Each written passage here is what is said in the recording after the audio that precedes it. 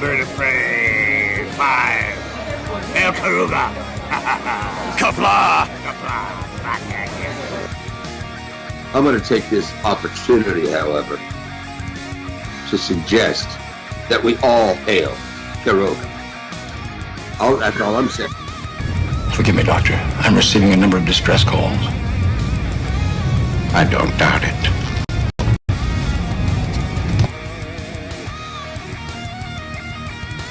Y'all remember to tip your waitresses. Have a mighty fine night. If you come in peace, surrender or be destroyed. If you're here to make war, we surrender. Both good. The important thing is I'm meeting new people.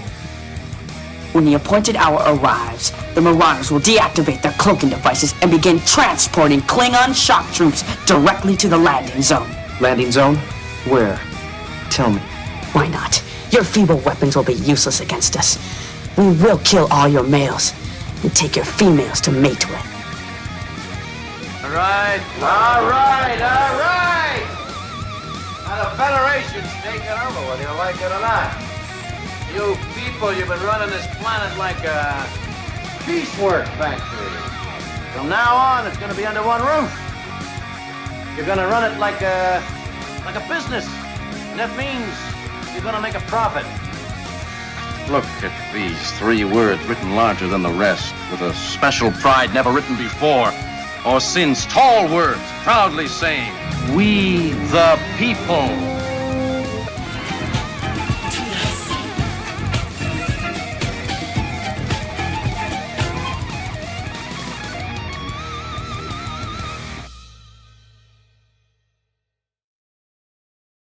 Hi, I'm Nicole DeBoer. I played Lieutenant Ezri Dax on DS9, and I welcome you to Bird of Prey 5 channel. Hail Karuga. Hello world, it's Bird of Prey 5, Kapla, and welcome to Bed Life for Friday, TBIF, June 21st, 2024, aka National Arizona Day. In fact, there's a lot of holidays for today, but National Arizona Day took my heart, took it. I love Arizona. I miss it, and I always, as a kid, I kind of fell in love with the state until a chance encounter with a black widow spider. And I was like, nope, check please. I don't need to be in a state where I accidentally almost got bitten by a black widow spider. I remember seeing the spider too. I was like, spider schmider. I'm not going to be like a little child afraid of a spider. Just, probably just doing its thing in the yard, in the shed of my cousin's shed in Arizona by the pool. It's like, spider. And then my cousin, my older adult cousin, he's like, whoa, be careful there. I'm like, what are you talking about? It's just a spider. And he's like, next thing I know, he's like backing me off. He's coming over with a glass, and he's I don't know where he even gets. I guess it was just a regular glass. He put some type of lid over it, and he's like, "Oh, you got there a black widow." Now, I never really heard of the term black widow spider, but I mean, I was smart enough to understand what a widow was. And I was able to put that 2 and 2 together, that was a bad spider. You did not want to be bit by a black widow, because you're not the one who winds up the widow.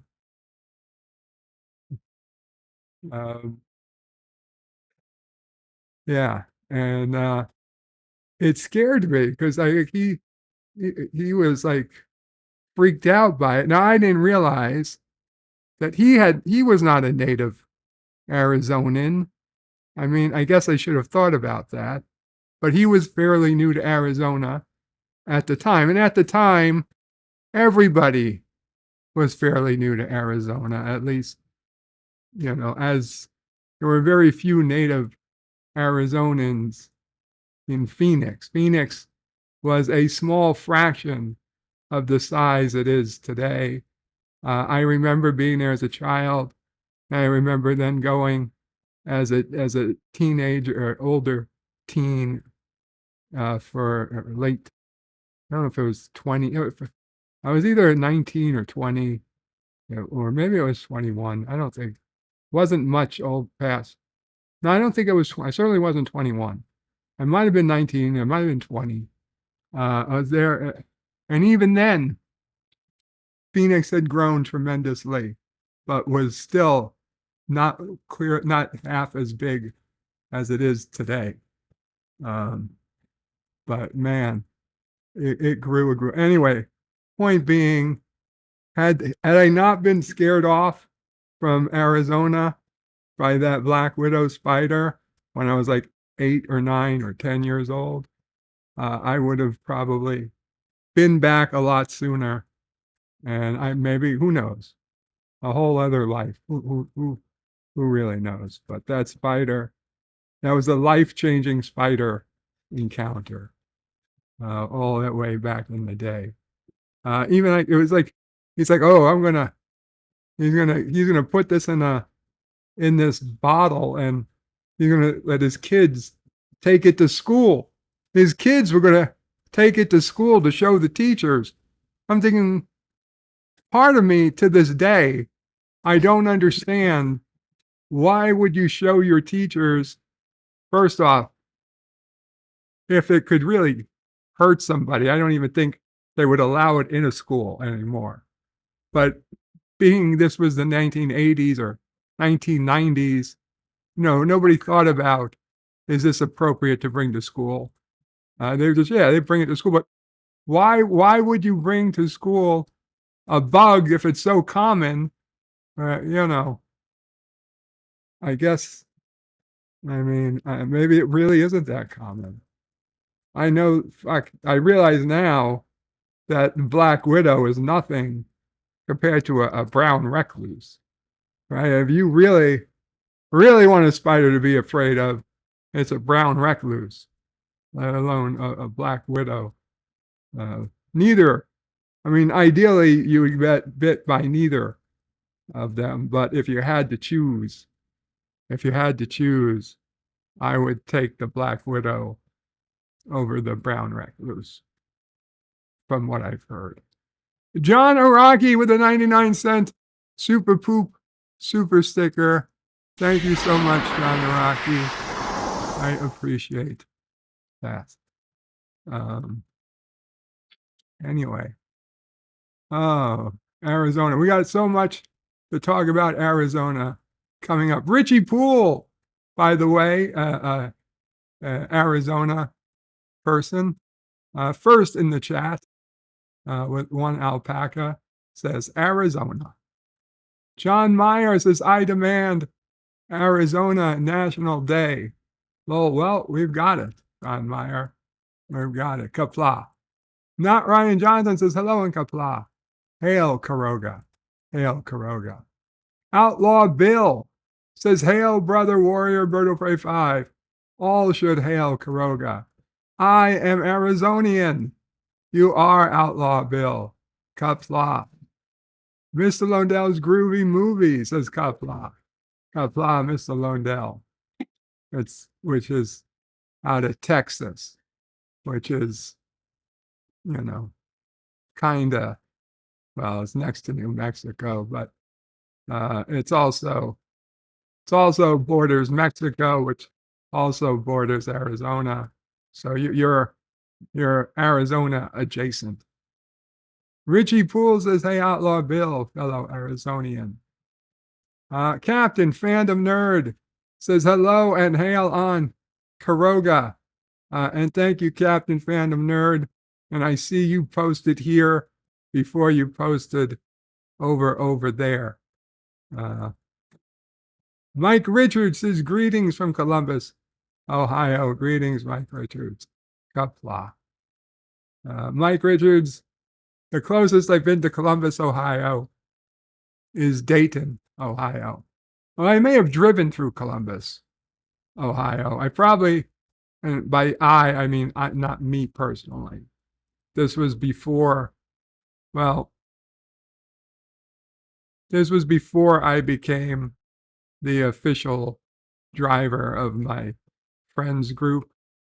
I was actually with like kind of a different friends group, just as much friends, but little different roles we had.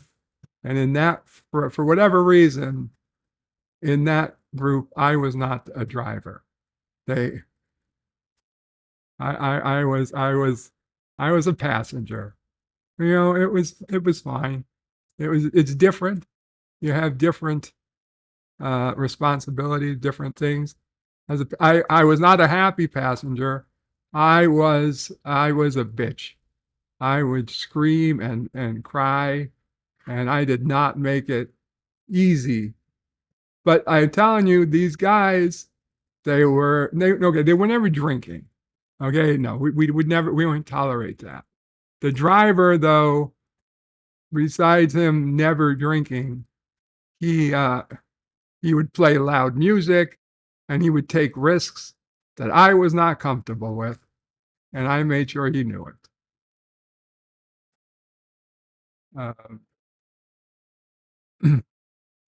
And you did not get out.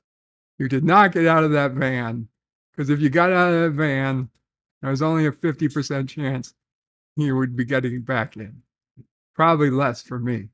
So I did not get out till we got to our destination. Richie Poole says, tell us of your wild Arizona adventures. Oh, there's so many, Richie. There's so many.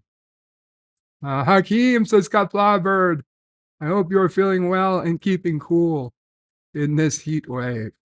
You know, knocking wood, we are keeping cool. Yvette says, good evening, Bird and everyone. Good evening to the lovely Yvette. Gorilla's Random Thoughts says, Kapla from the flooded Minnesota. Oh, I'm sorry to hear about floods. Gorilla, hope you're doing okay. Hope you've learned to swim. Richie Poole says, Bird over 5, your feeble weapons will be useless against us. Outlaw Bill says, hello to Captain, and hello to Gorilla. Gorilla says, hey, back. People saying hello to Yvette and Richie.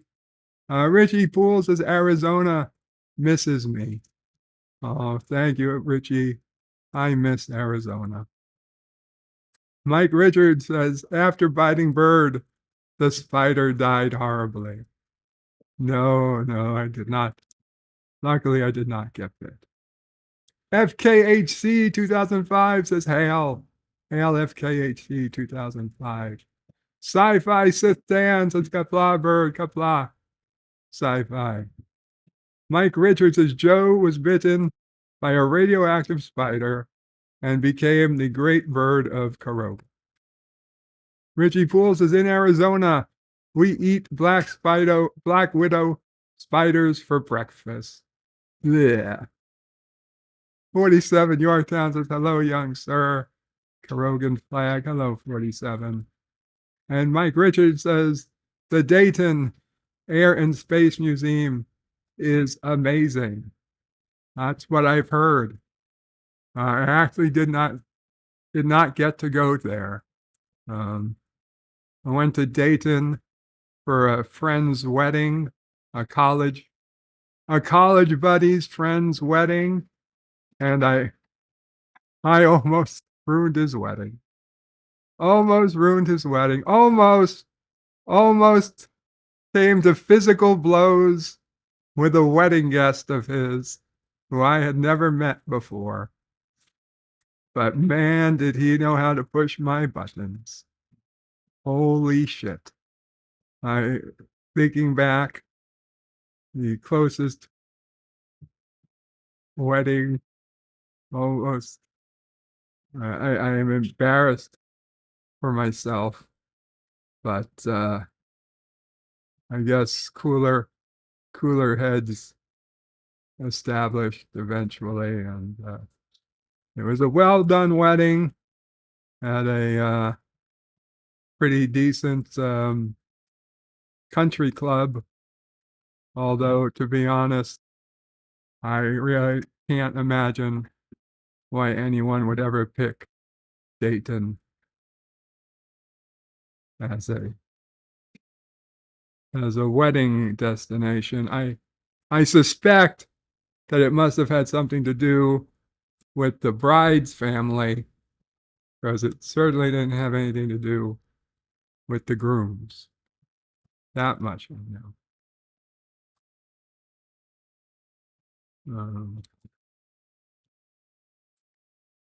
Hold on a second.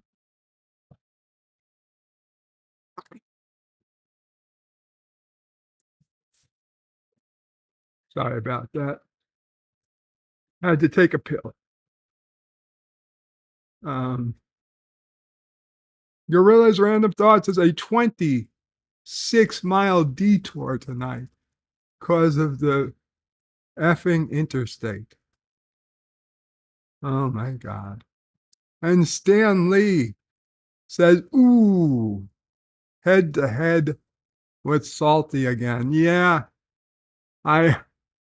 This time was, last time was my fault.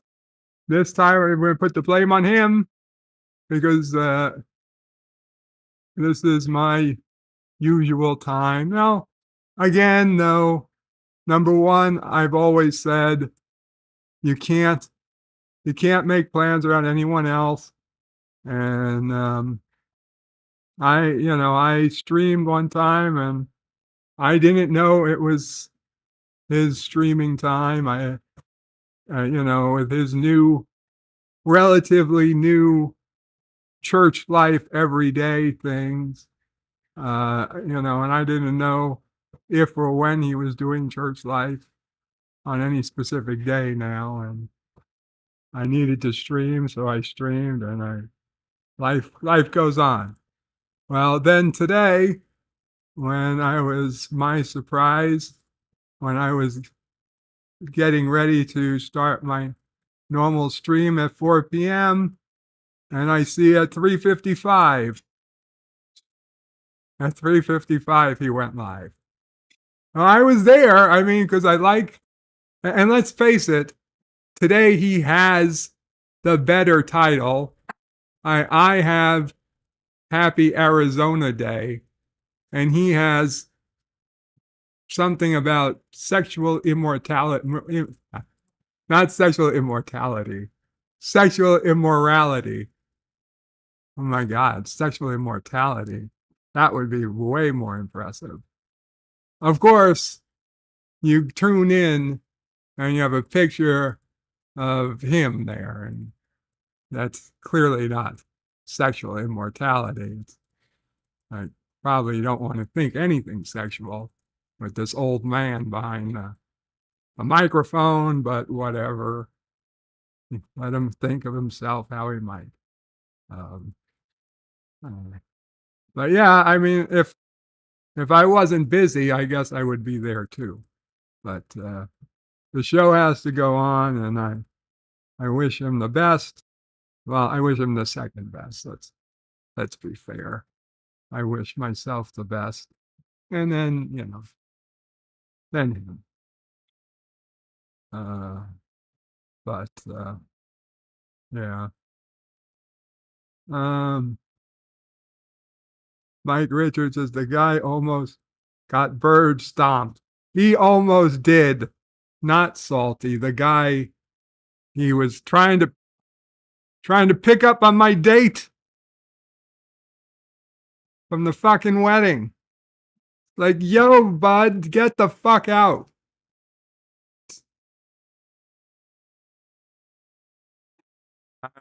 The 3/4 of it was her fault, though.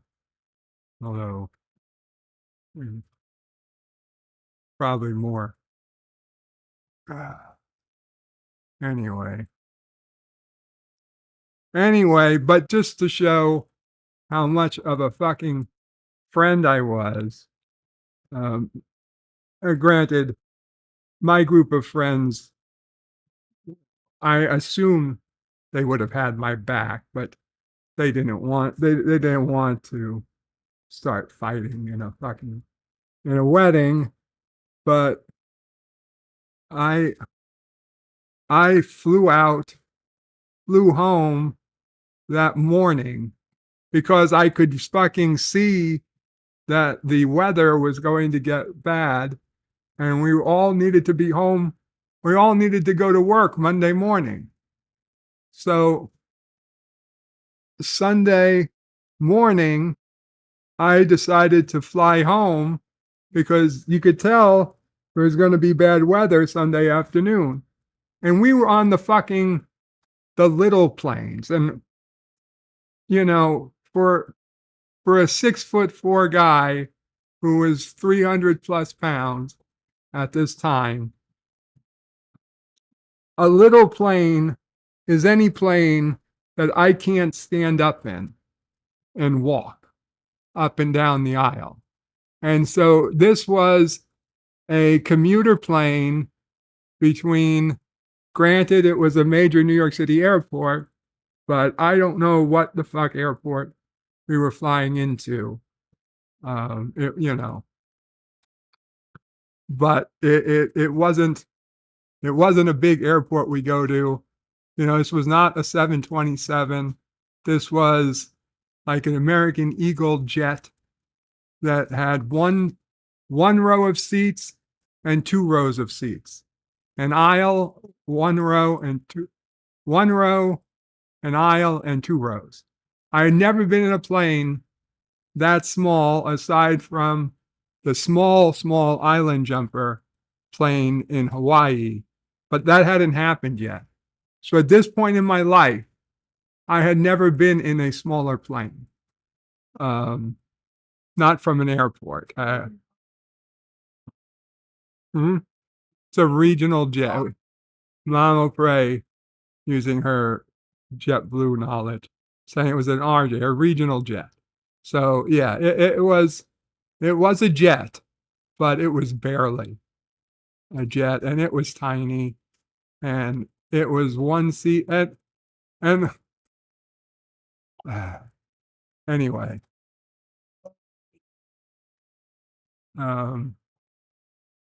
So we flew home. Me and the woman I went with flew home early Sunday morning because we didn't want to get stuck in Dayton for another day. We all had to be at work on Monday morning. My friends all parked their cars at my house because we all left from my house because my house was closest to the airport. So we landed, got home, and left. But my friends decided to go see the fucking Dayton Air and Space Museum. And they ended up on the afternoon flight, which got canceled. And now they're all starting to panic because they all need to be at work on Monday morning. So instead, they rent a car and drive through the night. They make it to my house at like fucking 3 a.m. So now, despite me being smart enough to leave there and make it home so I can sleep and get a nice rest before I go to work on Monday morning, no. I have to wake up for them to get here at 3 a.m. and drive their asses to the airport so they can return the rental car, wait for them to return the rental car, and then drive their asses to the drive them back to my house so they can then get their cars and leave so they could go to work. Now, granted, they had a much harder day at work than I did. I at least got some sleep, but yes, it was like, yeah, yes, I picked, I next time you're not leaving your cars at my house. That's just sort of just, I don't win. I don't win this. I only lose or lose less.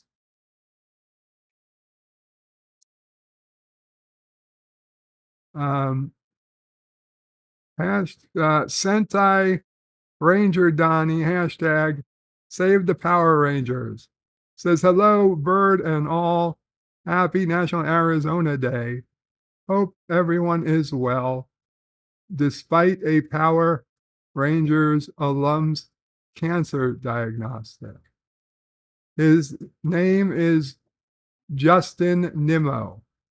He portrayed Silver Ranger Zane. The H is silent. Power Rangers in space. Sorry to hear that, Sentai Ranger Donnie, and prayers there to Justin Nimmo, the Silver Ranger, Zane. Stan Lee says, Bird of Prey, yeah, I got concerned with those planes when they have to be concerned with how many people are seated on each side of the cabin. Yeah, when they come out and they start pushing people, changing spots. Executive producer Saul Leibowitz says, Kapla Bird, happy Friday. Happy Friday to you, Saul Leibowitz.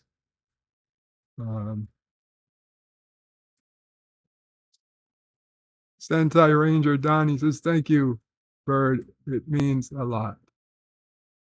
I can see. Cancer does indeed drool big time. Yes. Yes, it does indeed. Sorry to hear that. So,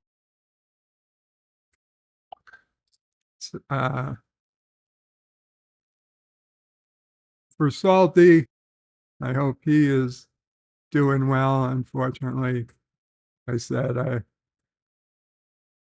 I've missed his mornings, his new mornings church streams. His church life I liked when it was Sundays. It was a change up. It was something interesting, but unfortunately,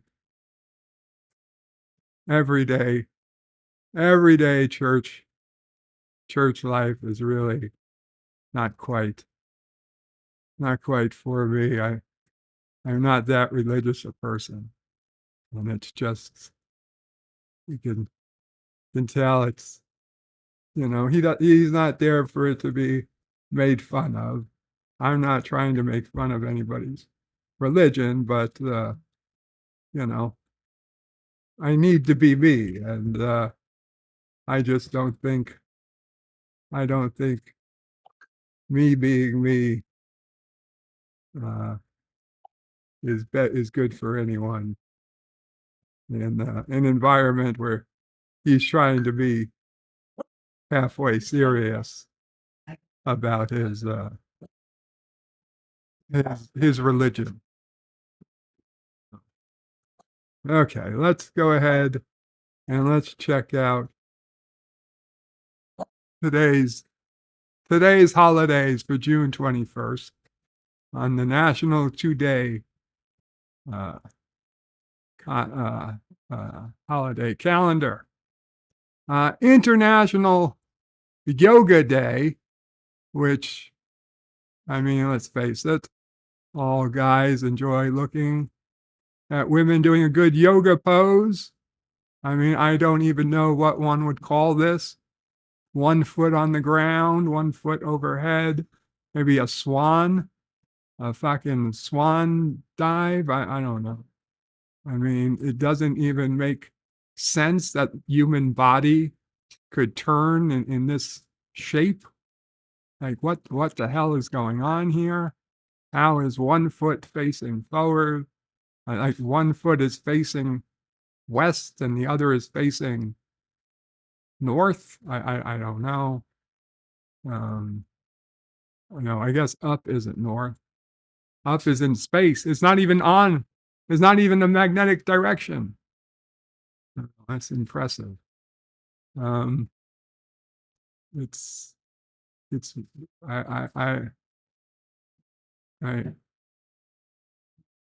what yoga pose is that? International Yoga Day.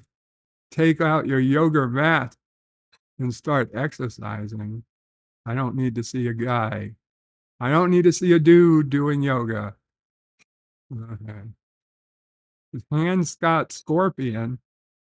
Yeah, okay, well. This just looks like an idiot trying to walk up a wall and her socks have fallen off. Clearly that's not, what are those, yoga socks? Oh, no, lady.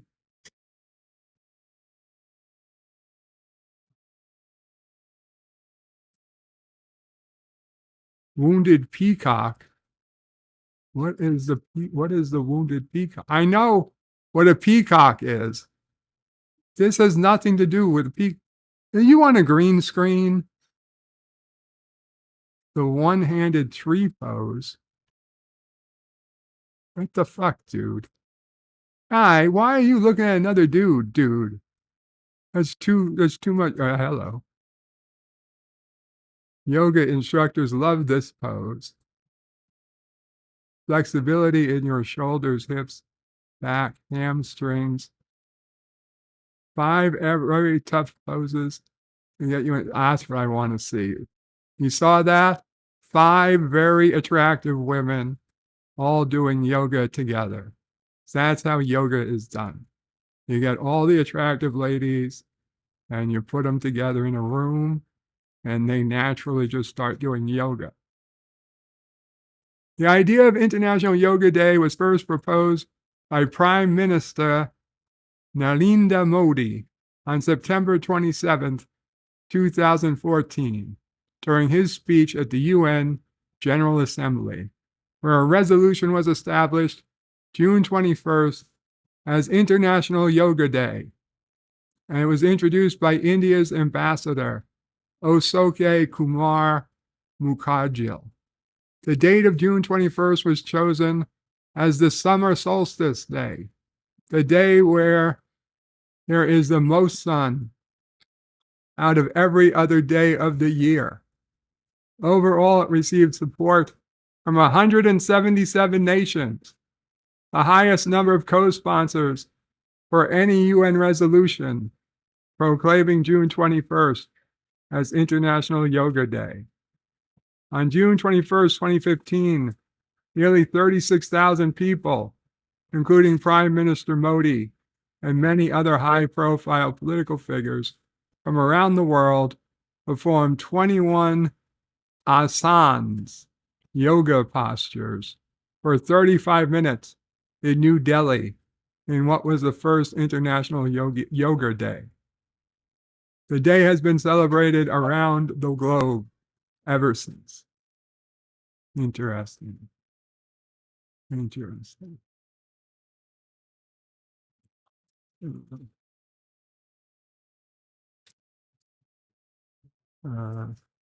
Let's go back and see what other things we have today. National Selfie Day. That could have been a thing. National Take Your Dog to Work Day. Hey, Sassy, it's take your dog to work day. She's like, shut up. You don't go to work. Mama Price says she takes Sassy to work every day. National Wagyu Day. That's savor the exquisite flavors and melt in your mouth experience of Wagyu beef. That does look delicious. I think that's the beef that's cost like $100 a steak. Like $100 an 8-ounce steak. Maybe more. World Day of Music. Even if we can't play instruments or sing, somehow we can connect with rhymes and melodies. And Sean Carter, with a 9-month Friend of Karoga membership chat, says today is Psych Awareness Day. But then again, every day is Psychic Awareness Day. Every day is Psychic Awareness Day. I did not see Psychic Awareness Day on our official calendar list, but I'm all for it.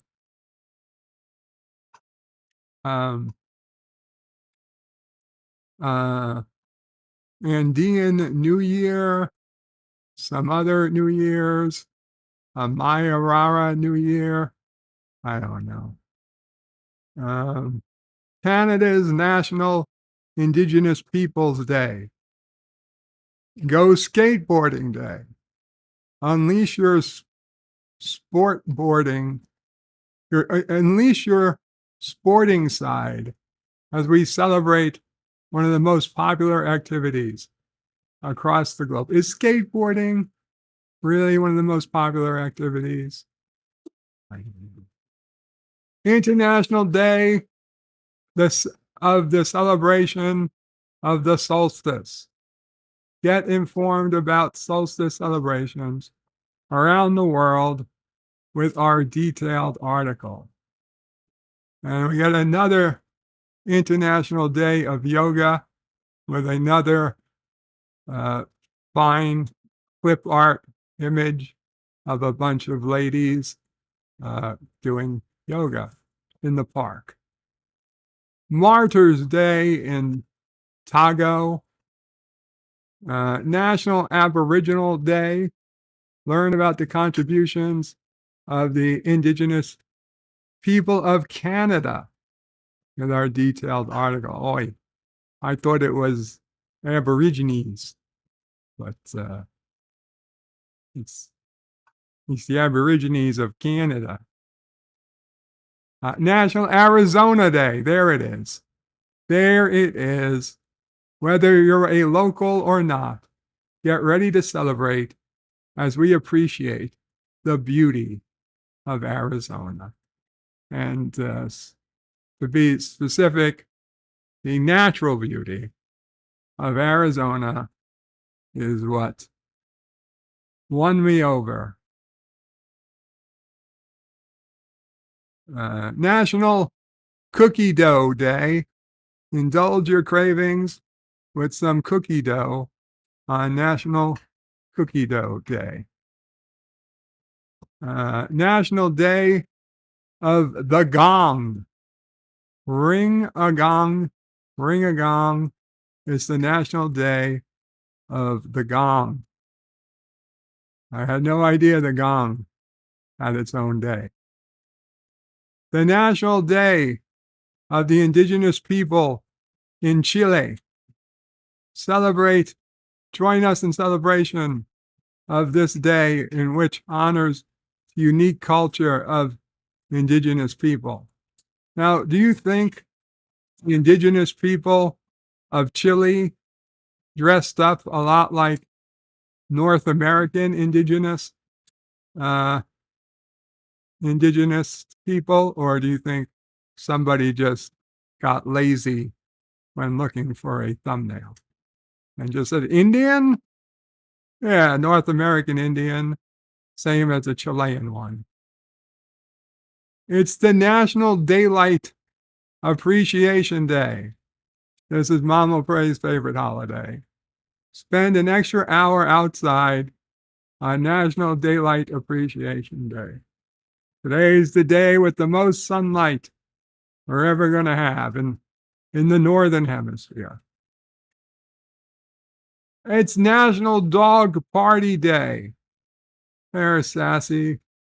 You're invited to the Woof Woof Party of the Year. Be sure to bring a friend.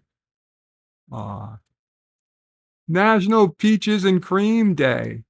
Holy shit, there's so many days. Peaches and cream, it's that time of year when we indulge this tradition and our delicious summertime dessert. National Seashell Day. You know it's summer when you can sink your feet into the sand and admire seashells. She sells seashells at the seashore. She sells seashells at the seashore. Now that's a hate crime. It's a hate crime. Who are you? Who is I to assume her gender? I didn't mean anything by it, and you shouldn't have said anything. No. You hate America. You assume gender. You must be canceled. National Smoothie Day. Smoothie. National Take Back the Lunch Break Day. What? Want to know why you need to take a lunch break? Read on. I thought this said Poison Festival. Poison Festival. Held at full moon, this day commemorates the introduction of Buddhism to Sri Lanka. Oh my God, how many more fucking days are there? Shades for migraines. Grab your boldest pair of sunglasses and show that you care about this worthy campaign. Shades for migraine. World Giraffe Day. Join us on this World Giraffe Day as we dedicate to the longest day to the tallest animal. Interesting. World Humanist Day, a day to celebrate and raise awareness about humanist principles, and its global impact. What the fuck is a humanist? Like, honestly, is that even a word? World Humanist Day is celebrated on June 21st every year, also known as the day of the June solstice. June 21st is the day humanists around the world organize conferences, parties, and gatherings to promote their values. On World Humanist Day, humanists can create awareness and dispel misinformation about humanism as a philosophical view and means to inspire positive change in the world. Historians have traced the origin of humanism to the early years of the Renaissance period, with scholars in Italy. Initially, it was primarily a literary movement, as early humanists believed that education could cultivate cultural consciousness and ethical values. Humanism evolved into a philosophical approach to life that is primarily concerned with how humans relate to the world, believe in ethical principles, and prioritize human welfare and happiness. History of World Humanist Day. According to the Encyclopedia Britannica, what the hell does that even mean? Humanism was originally called humanitas, denoting the development of all forms of human virtue to its fullest extent.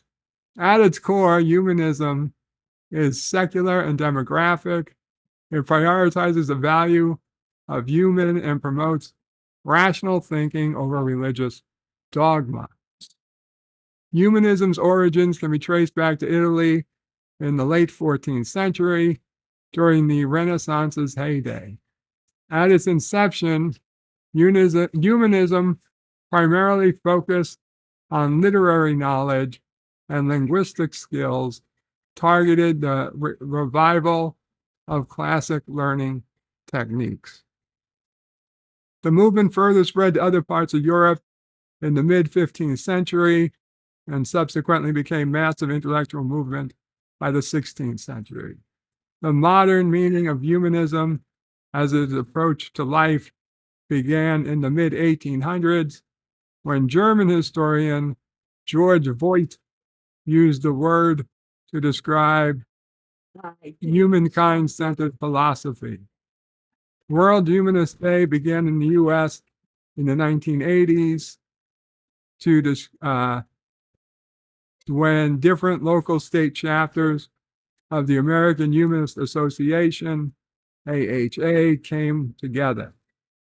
A discussion about the actual date to observe the yearly celebration followed. In the early 1990s, AHA subsequently passed a resolution designating June 21st as World Humanist Day, and Humanists International also passed the same resolution. Since then, the event has become a global event for humanists and other organizations to promote and publicize positive humanist values. Celebrate the day. Humanists around the world recognize and participate in seminars, workshops, and conferences. Since June 21st is the summer solstice, observers of World Humanist Day also participate in various outdoor events such as parties, picnics, and hangouts. World Humanist Day ceremonies essentially focus on publicizing humanism, education, and the public, improving awareness about humanist movements. Humanists cross different countries, often adopt different themes, hold various events to mark the day, but the aim remains the same. I'm still not 100% sure.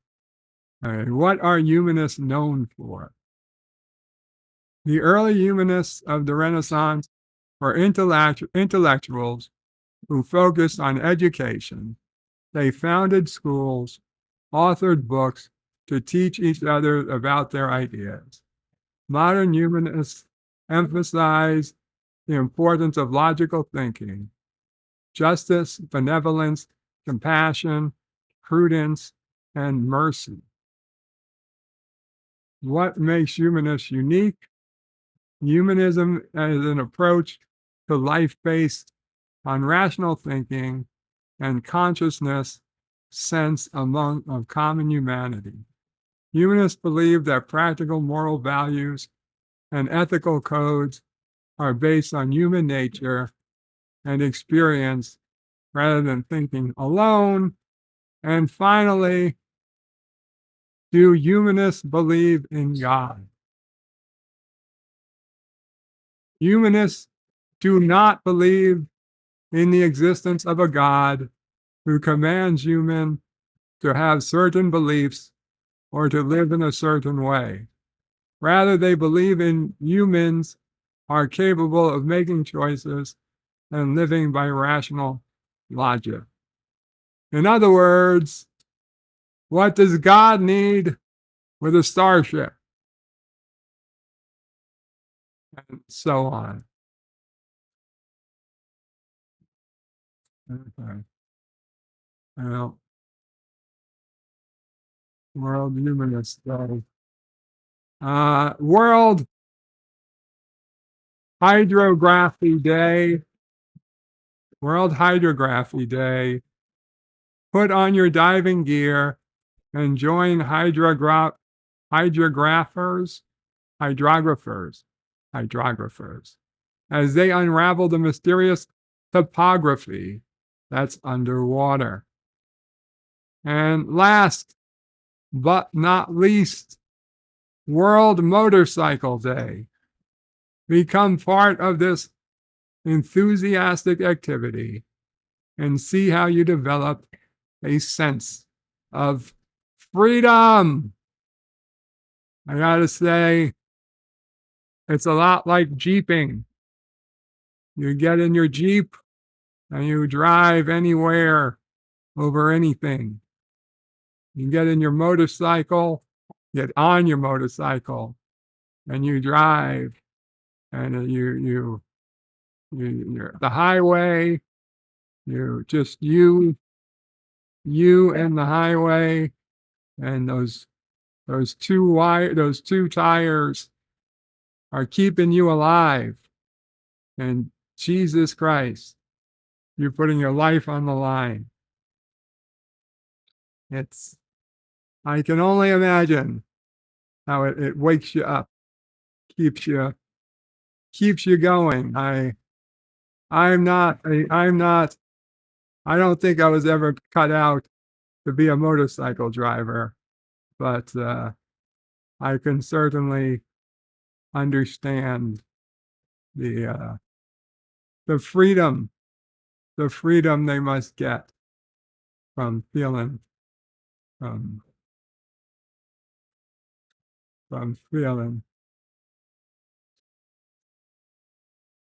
What are you cooking, Mama Frey? It smells delicious, but I'm kind of curious. The ice machine. Okay, I understand. I started out this question. I asked Mama Frey, what is she cooking? It smells delicious. Okay. She started with the ice machine stopped working. I thought you said, what was I doing? Oh, Okay, I'm cooking flank steak. you're cooking flanks. Okay. I'm also using the mallet. You're also using the rubber mallet. Yes, I'm breaking Mama up Frey's a famous. 20-pound bag of ice. You're breaking up a 20-pound bag of ice. Right. The store didn't have a 5-pound or a 10-pound The store didn't have a 5-pound bag or of ice. 10-pound bag of ice. So you had to buy a 20-pound bag of ice. Ice cubes. But they're stuck together. But they're stuck together. So I've got the mallet. So you're I'm malleting malleting the ice cubes. to get them into smaller bags so I can get them into the freezer. Smaller bags so you can put them in the freezer. Into the ice dispenser? Into the ice dispenser? What? Using bag.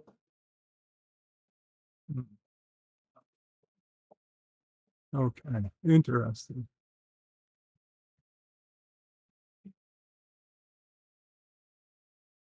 Um, 54.5 Access Radio says, was the state named after the battleship? Or was it the other way around? I am pretty certain that the battleship was named after the state. Although Arizona was the 48th state to enter the Union, the last state before Hawaii and Arizona. So at the time of World War II, Arizona was our most recent state. At the time, the USS Arizona got bombed in Pearl Harbor. The Arizona was our most recent state. Mike Richards says, I left last night's nerd fight early. I couldn't take the moralizing. Yeah, I unfortunately, late at night, I'm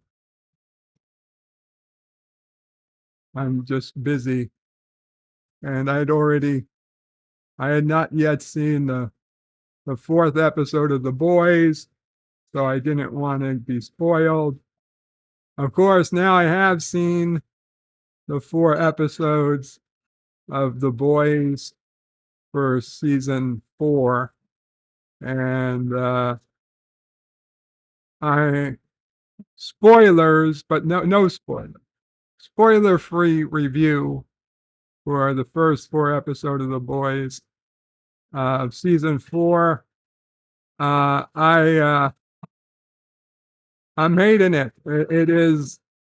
It's a massive drop off, a massive drop in quality of The Boys. Seasons 1, 2 were great. Season 3 was okay.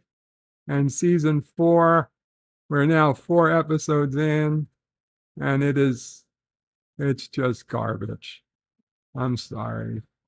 It is garbage. Even the Gen V or whatever, the college spin-off show, that was better. That was better than what we've got this season. I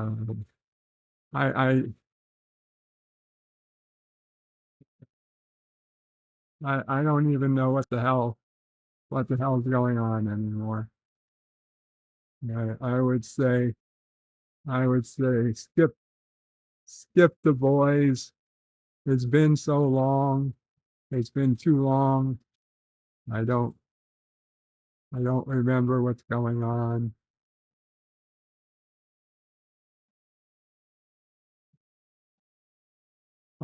Miss Lundell's Groovy Movies says everyone should write YouTube and tell them to bring back the old page layout.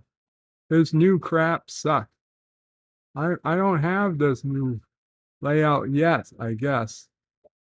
Hakeem says the guy who invented yoga pants needs his own holiday.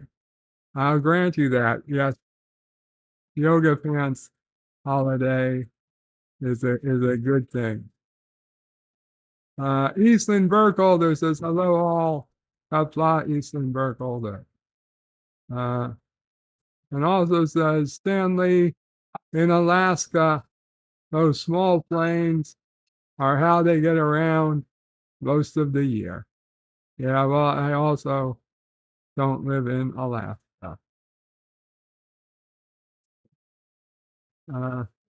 Hakeem says, Wagyu is delicious, but super expensive. Now, that's what I need. Because I can't eat crappy steak anymore. And unfortunately, even the good steak has become crappy steak. Sean Carter says Awareness Day. What'd you say? You left the paper towels on the porch. That was the most important part of the order. Sean Carter says Awareness Day is next, followed by colored ribbon are for people to be aware of things Awareness Day. Dan Lee says Eastland Burkholder, yeah, Maggie flew a Cessna 170. Eastland Burkholder says, are the majority of humans even coordinated enough to do skateboarding? I doubt it. I highly doubt it.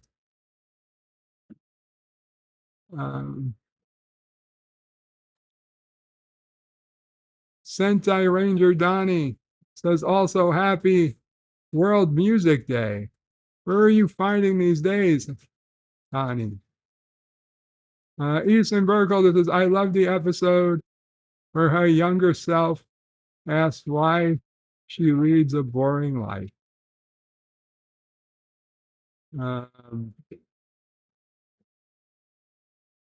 Sentai Ranger Donnie says hello to Sean. Hakeem says, raw cookie dough used to taste good. but not anymore. Sean Carter says hello to Sentai Donnie. Evelyn Bergholder says looks like Cossacks or cowboys or gauchos. Chilean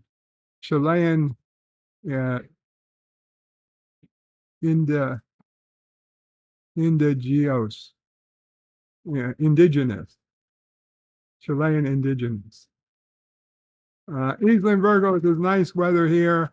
We've got a breeze rather than dead still hot humid air in South Mississippi, too far north for an ocean breeze. Eastland says humanists are a category of philosophy. As the church stopped being so much of a moral influence, humanists tried to discuss good culture and good society. Eastland says humanists may be good for practical reasons. Gene Roddenberry was a humanist, says Richie Poole. Well, I don't know if was he a good humanist though? LDG at Free the Net says holy crap, I am late. Yeah, a little late. 47 minutes late to the party.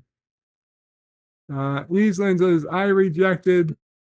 one rejected his said do it this way. Too good society can be achieved by promoting these values. Eastland says rejected God says to do it this way. Gorilla says possibly no Walton's review tonight. Sandbagging is needed, and I will be helping them. We will know in an hour. Oh man, sorry, Gorilla. That is indeed a lot of flooding. Eastland says rejected that human was determined to be as good as God created, but to be emphasized nurture over nature. I'm sorry, I didn't mean to interrupt the conversation about God. Yes, Mama. But please let everyone know, if anyone here needs ice, I'm going to put it on the porch in this 90+ degree weather. And I mean, as soon as they can get here, they're welcome to it. Yeah. Even if that'll be late into the night. What am I going to do with all this ice? Put it in the freezer. Joe, I got bags of it already. Downstairs? I didn't try downstairs freezer yet. And just put it in the sink down there if there's no room.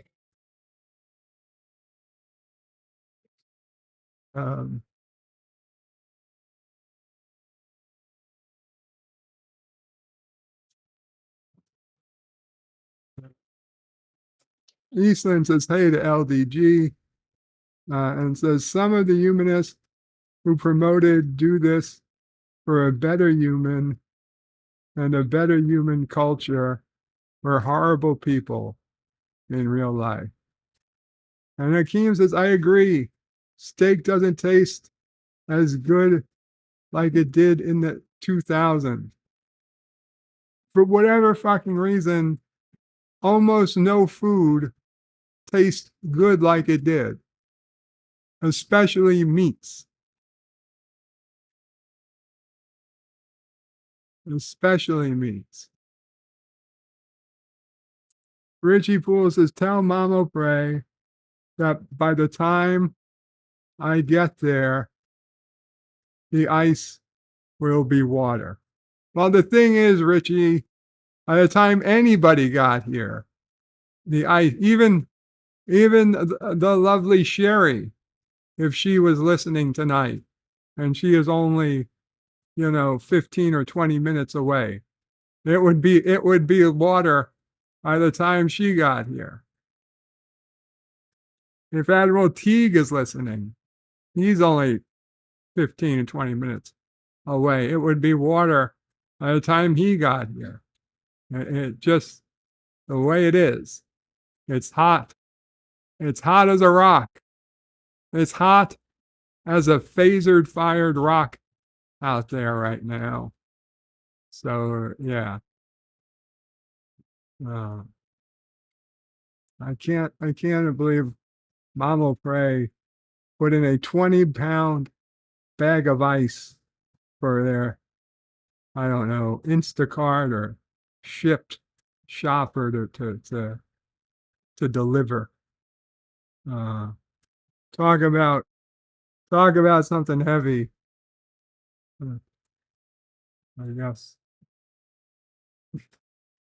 it's better than not having ice. Antiderivative Jill is listening and driving. Very cool, Jill. Hope you are.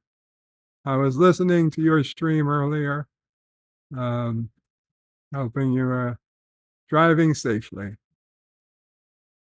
And you got the ice in the downstairs, so it fit. Yep. Okay. So no free ice on the porch. Sean Carter says if we wait a few hours, we can all enjoy it via evaporation.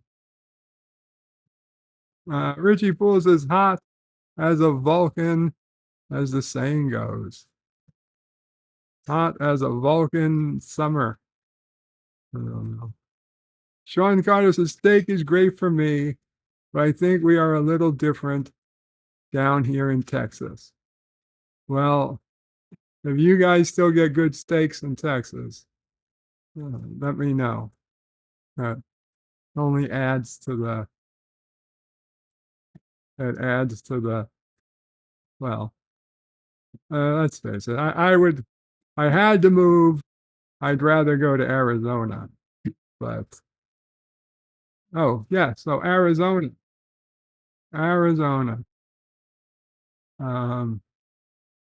National Arizona Day, June 21st, 2024. National Arizona Day is a holiday created on June 21st every year where locals swear the weather is bearable and the many sunny days brighten their life. This state is on the south of the U.S., east of California, south of Utah. It is very arid and hot. It has 4 different seasons, each with a differing climate. Arizona has gold, silver, and copper rushes. With its varied peoples, long history, and dry climate, this unique state played a big role in the history of Mexico and the U.S. The history of National Arizona Day. Formerly part of the territory of New Mexico, Arizona was originally carved from a Spanish and Mexican territories. It was later ceded to the United States in the war between Mexico and America. Consequently, a part of the territory broke off and became the territory of Arizona, as established and named by the Confederate States of America. Due to various secessions it witnessed, in fact, to have the territory of Arizona organized was signed. The new territory was merged with parts from earlier New Mexico territory to form the U.S. Arizona Territory. Arizona was granted statehood on February 14th, 1912. It's what's that day? Valentine's Day, which made it become the 48th state admitted by the United States and the 6th largest state in the United States. With the state's central location and resources, Arizona developed a fast-growing economy and saw its most vital economic boom with the mining industry in the 17th century. This took a drastic turn during the Great Depression. Famous for the Grand Canyon, a long list of parks and monuments, the drastic turn in the economy, the drastic turn the economy took was uplifted as a major road networks opened up the state to tourists and explorers. Tourism quickly became the center of Arizona's booming economy. Even though its most famous tourist attraction is its landmark shaped by nature, the country has a unique and exciting blend of history and culture that is derived from the influences of the Mexican and Native American populations. National Arizona Day is dedicated to celebrating and preserving the state's natural, cultural, and historical resources. In 1539, the first Europeans made contact. Marcus de Niza becomes the first European to contact Native Americans. 1821, part of a new territory. After Mexico's independence, Arizona becomes part of its new territory. In 1847, the American Civil War, the U.S. Army occupies and claims the capital of Mexico City, part of which is Arizona. And in 1912, the territory of Arizona is admitted to the Union of States in the United States. What is Arizona famous for?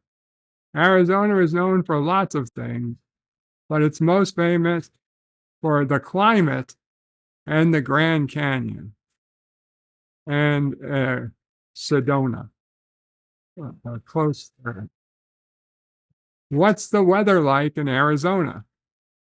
The temperature varies from season to season, but the atmosphere is usually dry and clean with interchanging levels of heat. No. It used to be clean. It used to be dry and clean. But now it's just as dirty as any other major city or any other state with major cities. Is Arizona an expensive place? Yes, if you're looking at the expensive parts. I mean, if you're looking at Phoenix, sure. Scottsdale, stupid expensive. Stupid expensive. Arizona is known for being part of most people's retirement plans due to its relatively low cost of living. Again, this is like 10 years out of date. You would not be able to make it probably part of your retirement plans today. National Arizona Day activities. Find more information. You can celebrate this day by finding out more and learning about the history of Arizona or specific sites and attractions. Your family can also plan a trip or do virtual tours. Make the internet your visual friend. If you are unable to visit, make the internet your best friend by looking up stunning pictures and videos of Arizona. Give yourself a sense of what you are missing. You know, you really can't give yourself a sense of what you're missing. Mom will probably say, why would I torment myself by giving myself a sense of what I'm missing? Live like a tourist. If Arizona is your home, use this holiday to explore the scenes that tourists are drawn to, which easily accessible to you, or even better, the sights which tourists don't see. I'll be honest, I was a tourist, and I'm trying to climb, I was trying to climb Camelback Mountain. And so I'm just fucking driving around the mountain trying to find a place to park. And they purposely don't let you park anywhere near the fucking trailheads. So like I had to park on a street that was like a mile from the trailhead. So I've already walked a mile in the heat to get to the trailhead. I have no fucking bottles of water with me. Nowhere to buy a bottle of water because there's no stores or anything. It's like in the middle of a residential section of the city. And so I just start walking and I'm following the trail. There's 11 other billion people all on the trail. And I get about halfway up and I realize every step I take up is another step I'm going to need to take back down. And I have nothing with me to do to so I get halfway up. I get a fairly nice overview, but then I turn back around and I go back down and I find a hotel room and then I'll come back tomorrow. And I never did because Phoenix is nice, but I was headed to Sedona. I wasn't going to waste my time in Phoenix. 5 interesting facts about the Grand Canyon. 1, formerly a forest reserve. A forest reserve was established after several bills to make it a park were rejected. Gathers a crowd. Every year, 5.5 million people travel and explore and visit it. Photogenic canyon. At least 7 movies, including Transformers and Nurse Betty, take place in the canyon. Caves galore. The Grand Canyon is full of caves. At least 335. But only one cave is open to the public. And it's bigger than some states.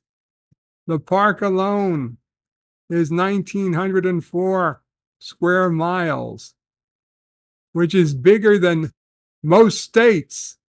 Wait. First, it says bigger than some states. Then it says bigger than most states.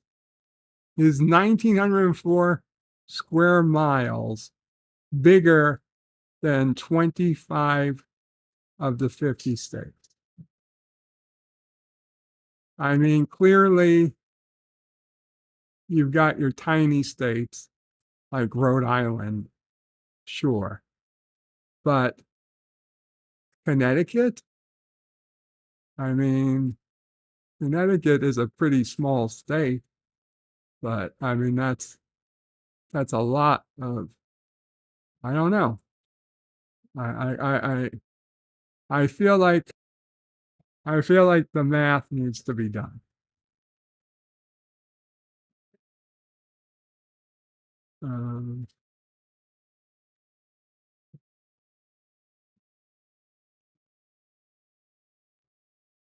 Richie Poole says, no ice on the porch, but I'm halfway there. Sorry, Richie. Mama Bray will put a little out on the porch just for you. Yvette says, bird. Weirdly, every time I get a cold. All I can smell is roast chicken. And that starts to get nasty quickly.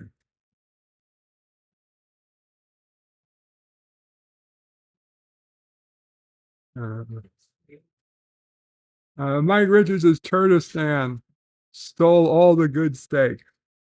I don't think they did. I don't think they've got good steaks. Richie Poole says, does Mama Prey have an Arizona Mama Prey tale? I will ask her when she comes back in, Richie.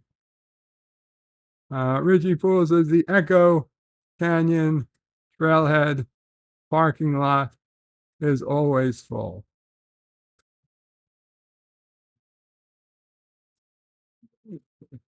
Is that a trailhead on Camelback? Sean Carter says Camelback Mountain is okay, but I heard Counselor Troy is the head tour guide for Camel Toe Cave. Outlaw Bill says, that's not true, Bird of Prey 5. I used to hike Camelback Mountain all the time. What's not true? That there's no stores at near the trailhead, that the trailhead is in a residential area. Maybe there's other trailheads. I was just driving around as a tourist, and I couldn't find anything except a trailhead that was in a very residential section of the area, and there was no commercial. There was nothing commercial in walking distance, at least that I could find. Understand, Bill, this was before Google. This was before Google Maps. Okay, I was using paper maps. Paper maps, Bill. Paper maps. Melted Copper says, in Star Wars, if you can force make babies, can you offensively use the baby implant power during a duel? Richie Poole says yes. And yes, the north side of the mountain at the Camel's Head. Okay, so maybe I was on the wrong side of the mountain. It's a fucking big mountain. I mean, I just drove up to it like I was a tourist. So Mama Prey, Richie Poole says, does Mama Prey have an Arizona Mama Prey tale? Of course. Of course. Oh, yes, she does. I do. You want to tell it? I could tell it. Okay. Get ready for a Mama Prey Arizona edition. First, let me wish everyone a happy Friday. I've got the day right? Yeah. Oh, good. I'm getting better. Arizona. Yes. I'm trying to remember. I think you were 6. So that would make 1984. Okay. We're in Arizona. It's 1984. And I was with the whole family, but the family out there also was extensive. And one night we decided to go to bingo. My mother-in-law, her sister-in-law, who was like, I don't know, 10 years older than my mother-in-law, and her sister-in-law's older sister. So I was the driver. Now, we were going to an Indian reservation that was up a mountain. As you were driving up, you looked to the right, and they were just breaking ground for the Mayo Clinic. So I don't know where I actually was but anybody from Arizona might know the spot I'm talking about. And I'm sure that they have paved this road and put barriers up or whatever they do on mountain roads. But at this point, the road barely fit a car, one going each way. And most people just drove in the middle. So I'm going very slowly up this mountain road and trying to get in to an Indian reservation to play bingo, which of course had a time to start, whether it was 7 o'clock at night or something, 6 o'clock, I don't remember. And all of a sudden, I am stopped, not by a car in front of me or by anybody waving their hand up, by a whole bunch of cows just sitting on the road, standing on the road, actually, and not moving. And nobody is doing anything about it. Well, I'm certainly not going to get out of this car. I'm pretty close to the right side of the road that it goes straight down. And like I said, the Mayo Clinic was just being built, so there wasn't even any help all the way down there. And I don't know, we must have sat there for like a half hour before somebody came down the road from up where the bingo and the rest of the reservation was to move these cows out of the way.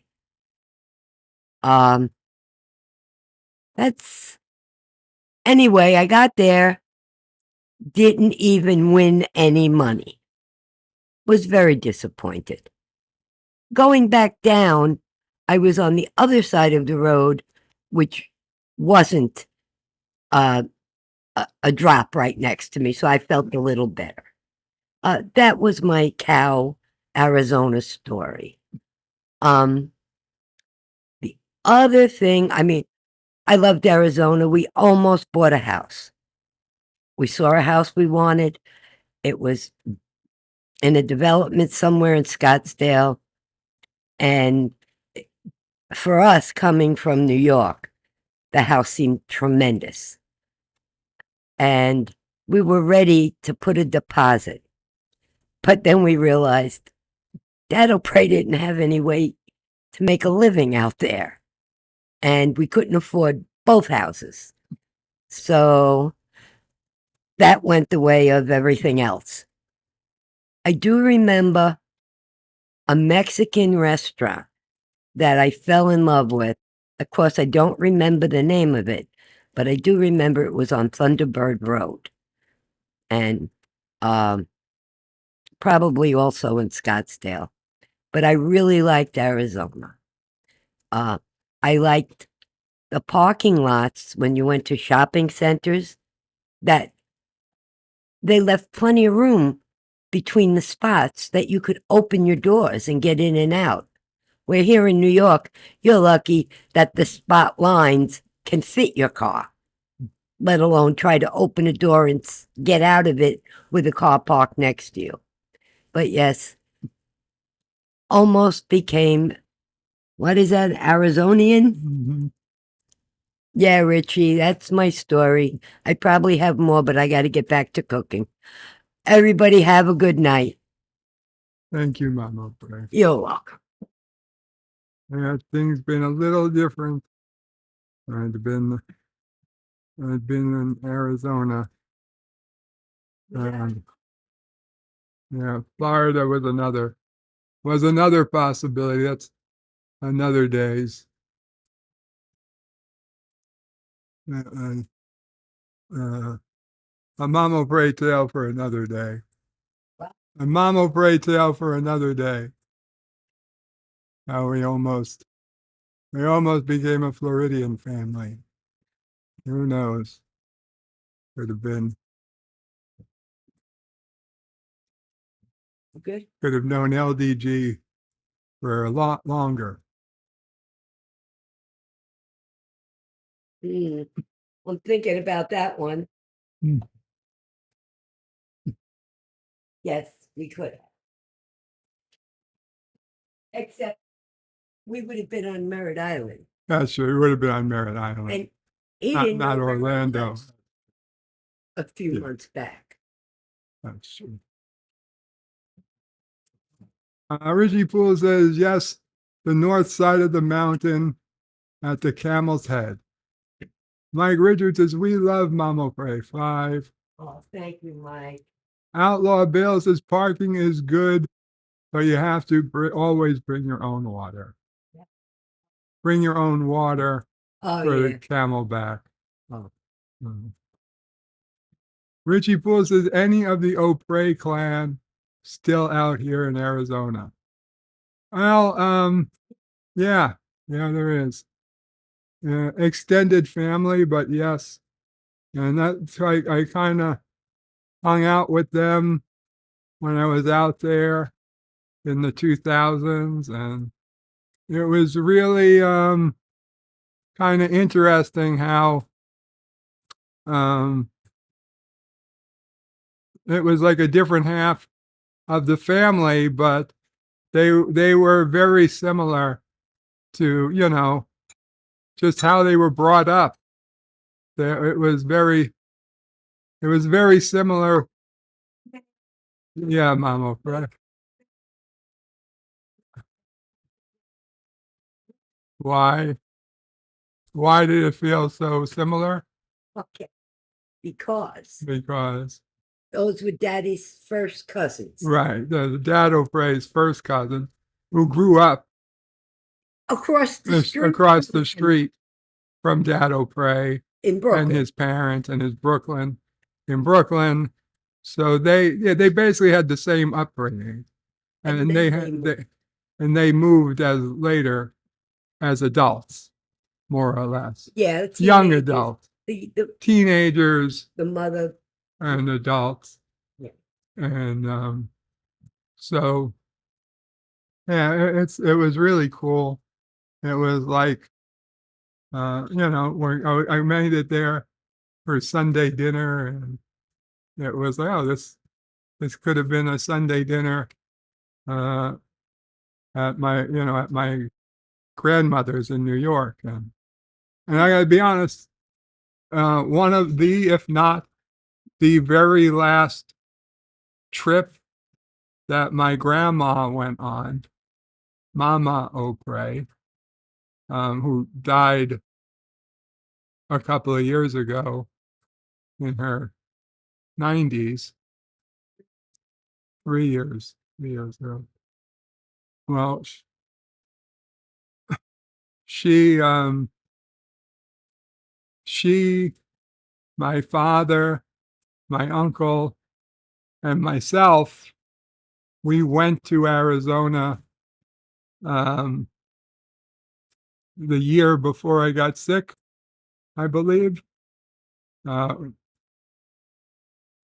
So 2008 sometime, I believe, maybe 2007 or 2008. We went out to Arizona because it was the 50th birthday of a cousin who had an illness, and they weren't supposed to live past their teenage years. She ended up living to past 50 years old, well past 50. It was her 50th birthday, and my grandmother was good friends with her mother, and sister-in-law.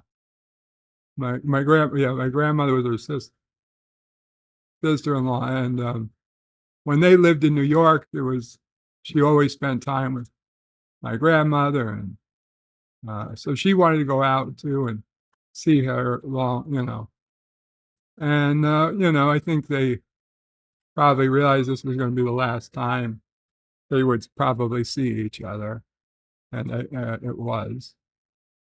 But it was really cool just for my dad and my uncle and me to be on vacation with my grandmother. It's not something we ever really could have imagined happening, but it did for that one trip. And I was showing, I'm, I had found some nice hotels and things from traveling so much for work. And one of the things I found was Residence Inns.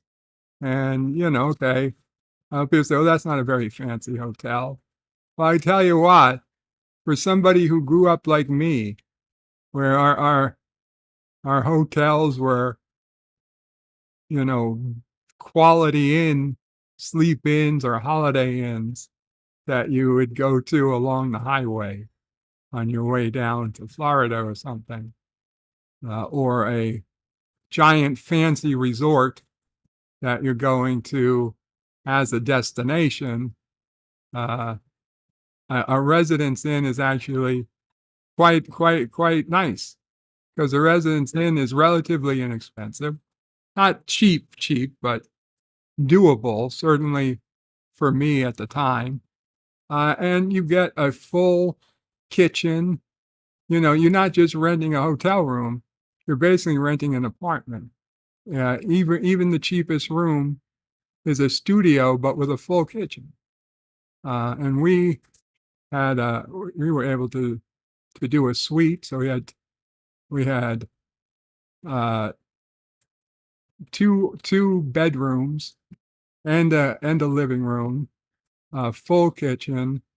It was beautiful, plenty of room for all of us. We gave my grandmother her own bedroom with her own bathroom. Then we had a bathroom and bedroom, and I just I ordered in a cot, and there was plenty of room for us all to sleep. And it was cool. They didn't have you don't get they don't do room service, but you're so close to a mall, a shopping plaza, a shopping mall, that there was plenty of food. You just walk across the parking lot and you get all the food you wanted. So, I mean, that was the type of thing. That was cool.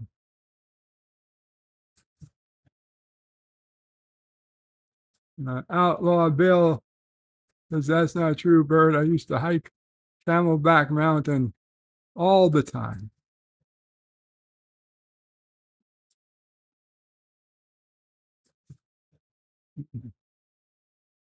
Parking is good, but you have to always bring your water. Okay, so I was clearly on the wrong side of the mountain. Mike Richards is the Great Cow Revolt of 1984. Richie Poole says, Mama Pray, I had the same experience on the narrow dirt road between Saguano Lake and Apache Junction. I've been on that road. Cows blocking the road with a cliff face on one side and a steep drop off on the other. FKHC 2005 says, Mama Bray, which airline did you work for? From your icon, JetBlue. She was the supervisor for JetBlue Airways out of Newark, New Jersey, when I had gotten sick, and that's where she stopped working. Before that, she worked for many years for JetBlue at JFK, New York City. That's where she made her way up in the company through JFK, but then she became supervisor at Newark. Mike Richards puts in some roses for Mama Pray. LDG is lolling. Mike Richards is Arizona also known as West Caroga? It could be. LDG says Merritt Island, not that far. I would make that trip no problem. Yeah, but now that you know where it is. Pop Culture Curator says Kapla Bird. Hope you are well. Thank you, Pop. Hope you're doing well. Says hello, guys. So it was a sweet, sweet. Indeed it was, Mike Richards. It was a sweet, sweet. Sentai Ranger Donnie says, well, I have some errands to run. Thank you, Bert and all. Have a great weekend and enjoy Game 6 of the Stanley Cup Finals. Go Oilers.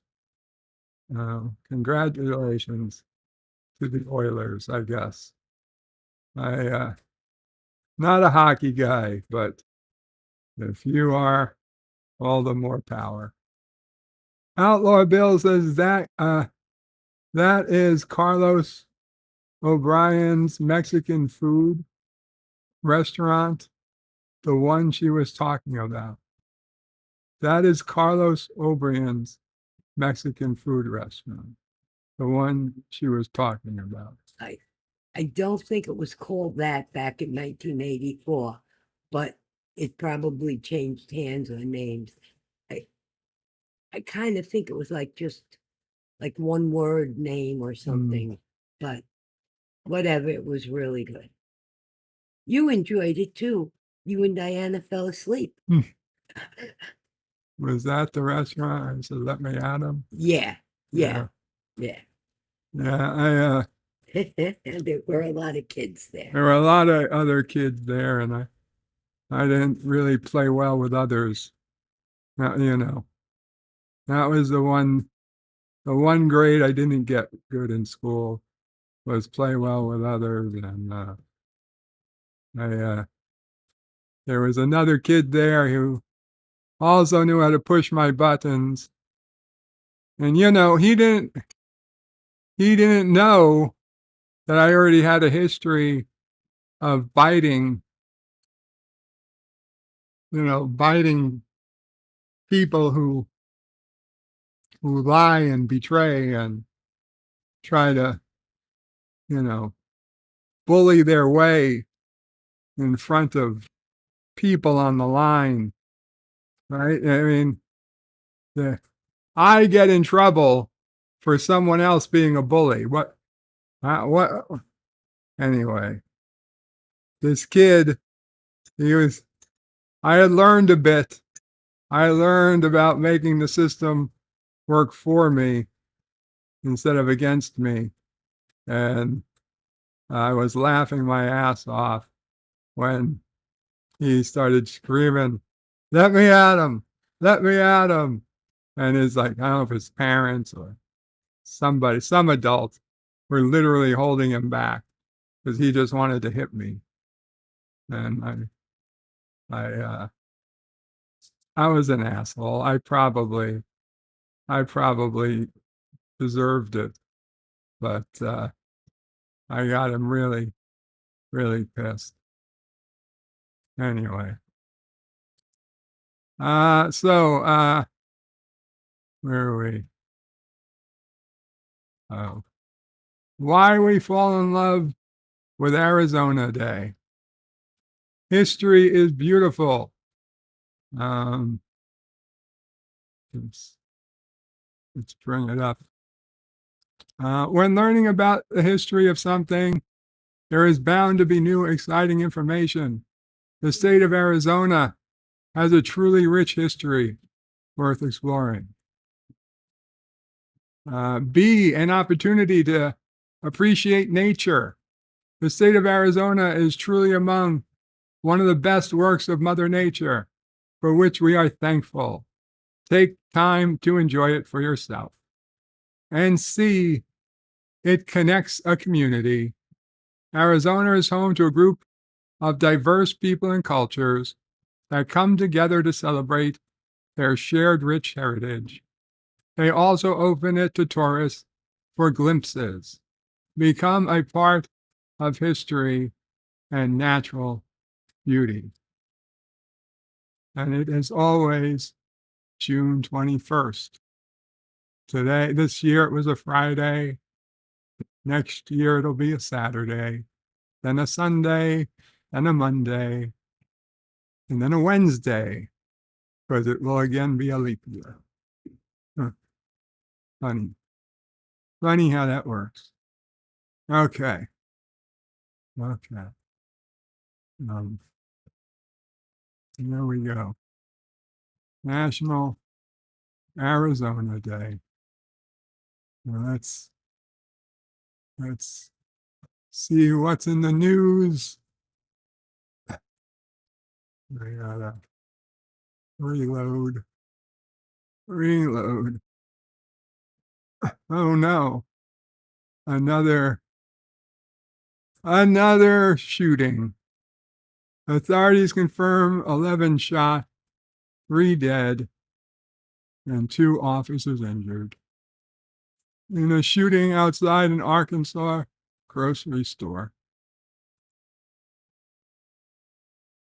New York City Amazon driver attacked, called Spanish bitch, opens up about assault. He doesn't look Spanish. Oh, maybe that's the guy who did the assault. Well, you know what? Who knows?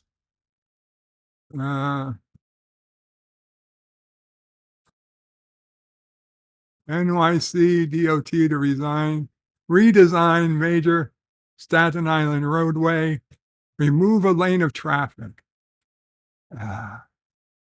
We need more lanes, not less.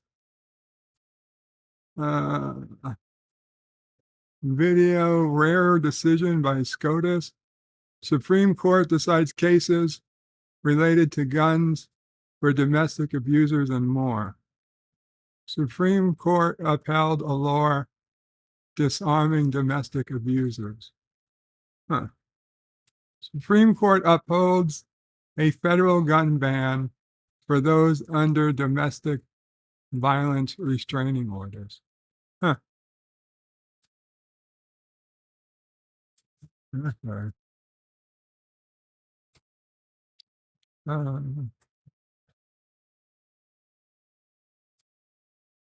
A Umanzi was grown in a lab before scientists euthanized it. What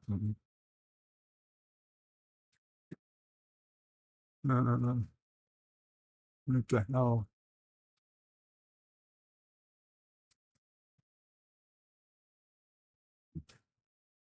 The world's first Umanzi was a success after being grown in a lab before scientists euthanized it not long after.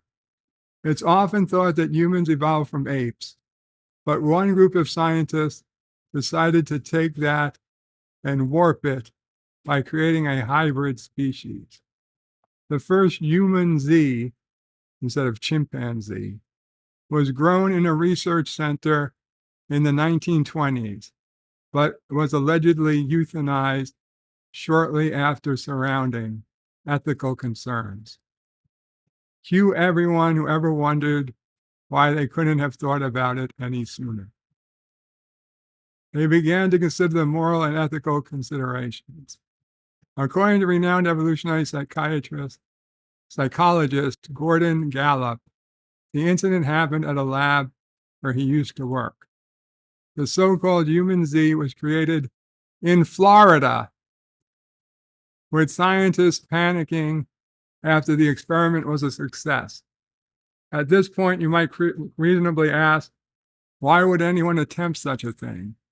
However, the scientist claims it could have had massive ramifications with regards to growing human organs for transplants inside monkeys in the future.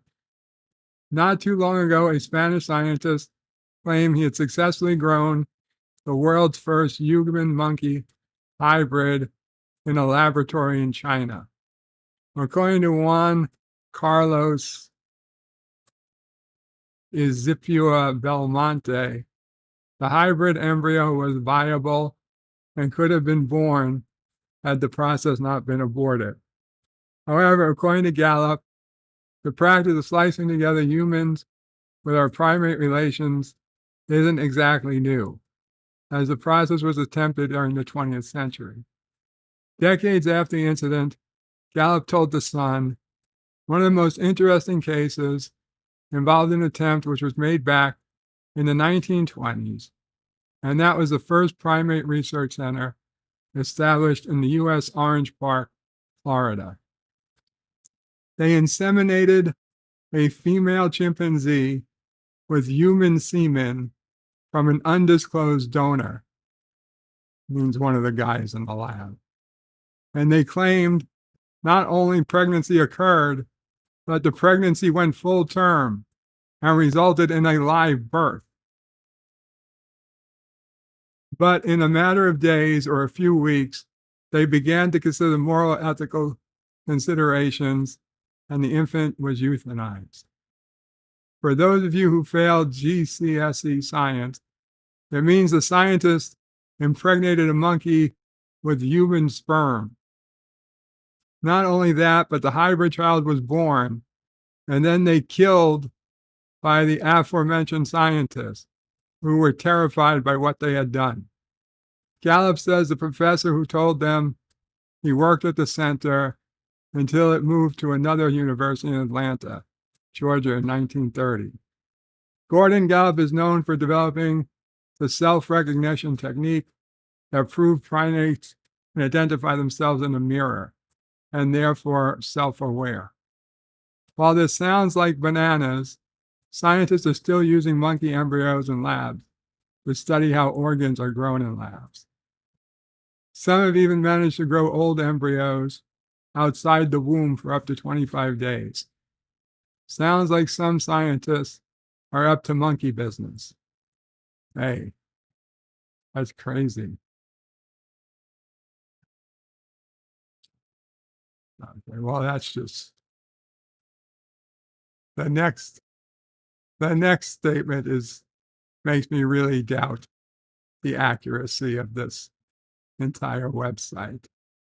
Scientists simulated a black hole in a test to test Stephen Hawking's theory, and it started to glow. That's obvious nonsense. No, Mom.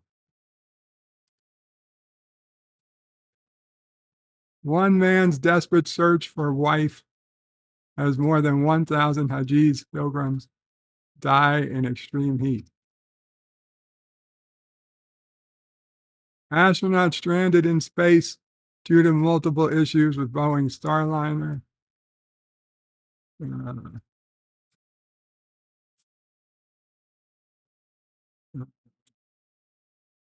Two astronauts wait to come home as Boeing races to understand spacecraft issues.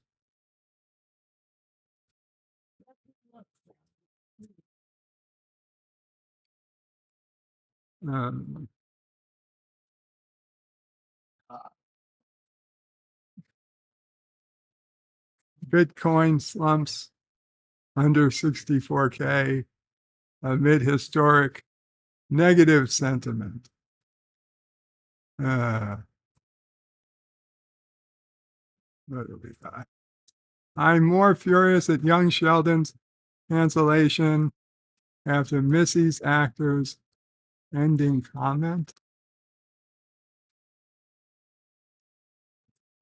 Missy's ending in Young Sheldon left fans and even Reagan Redboard feeling disappointed. Young Sheldon missed the opportunity to give Missy a proper send-off. Something if it could have been solved if the show continued via the Coopers. Young Sheldon's cancellation was based on Big Theory canon, but the writers had an easy way to go around that if they're willing to continue this past Sheldon's move. After learning about Reagan Redbird had to say about Missy's ending, I guess that's the actress, I have more fears about young Sheldon being canceled. It had just been a little over a month since the emotional Young Sheldon finale aired. While I do believe that George's funeral is the Big Bang Theory's universe best episode, I can't help but think about the wasted potential wrapping up the show prematurely. Young Sheldon was TV's #1 comedy for the 5th year, taking over the Big Bang Theory spot. As Meemore actor Annie Potts called the cancellation, it was seemingly a stupid business move for CBS.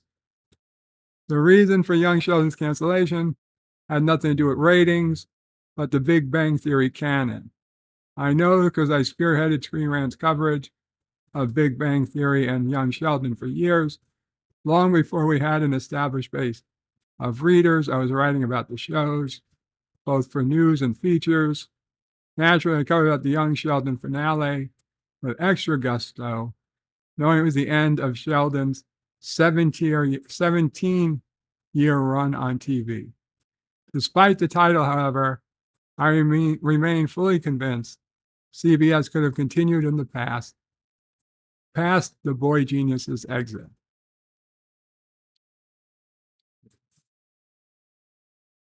They didn't give Missy a proper send-off. Whatever. I like Missy. She's one of my favorite characters in the show. I'm one hill I'm willing to die on. Young Sheldon missed an opportunity by underutilizing her. Young Sheldon season 6 attempted to fix this by giving her a proper arc, but by season 7, she was relegated back to supporting character, even though the rest of the ensemble roles had grown. She feels bad about Missy's Young Sheldon end. She is heartbroken for her character, not only because she lost her dad, because she was left with a mom that wasn't capable of being a mother. In the Big Bang Theory, Missy was at least the successful Cooper sibling, something I already pointed out back in 2022. While Sheldon got a fresh start upon his move to California, George's story will continue with George and Mandy's first marriage. Young Sheldon left Missy in a horrible state. It breaks my heart. She just doesn't have it easy. Her whole life she was ignored because of her twin brother, and one person who paid her attention died. She's left with a grieving mom who probably isn't there for her the way she should have been, because they're all dealing with George's death in their own way. Mary very well much leans into her religion, and in the Big Bang, Missy's a waitress. She's got all these kids, and she's the least successful Cooper kid. I thought she was single and had no children. It wasn't she was going to like date Raj. She said Raj was the cutest of whatever. I don't know. What do we got here? Amazon plans revamp of Alexa with monthly fee. Fuck that. No way. She's already not worth it for free.